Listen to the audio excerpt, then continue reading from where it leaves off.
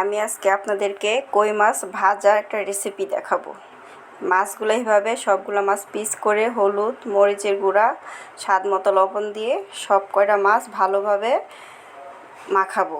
ওই যে মাছে যে কেটে দিচ্ছি এগুলোর ভিতরে মশলাগুলো ভালোভাবে দিয়ে দিব। আমি দিয়ে এটাকে আমি কড়াইতে দিয়ে দিব পরিমাণ মতো তেলটা পুরাটা কড়াই আমি ছড়িয়ে দিব। ছড়িয়ে দেওয়ার পরে মাছ দিয়ে দিব। মাছটাকে এক পিঠ খুব ভালো করে ভেজে নিব।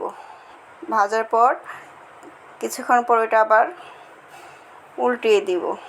মাছটা খুবই ভালো করে ভাজতে হবে, যেহেতু মাছটা ভাজা খাবো সেজন্য মাছটা খুবই ভালোভাবে ভাজতে হবে।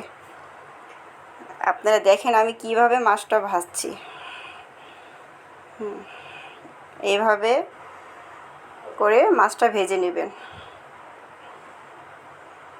তার সাথে আমি আরেকটা এটা নিয়েছি পেঁয়াজ কুচি, হলুদের গুঁড়া মরিচের গুঁড়া লবণ দিয়ে এটা আমি ভালো করে মেখে নিব। মেখে এটা আমি তেলে ভেজে নেব। তেলের পরিমাণটা খুবই কম দিব, কারণ যেহেতু এটা মাছের সাথে পেঁয়াজটা ভাজা খাবো সেই জন্য তেলের পরিমাণটা কম দিব। দিয়ে এটা লাড়তে থাকবো। ঠিক যেরকম এরকম একটু কালার আসবে এই পর্যায়ে আমরা এটা নামাই ফেলবো। এখন আমি মাছটা দেখাচ্ছি কিভাবে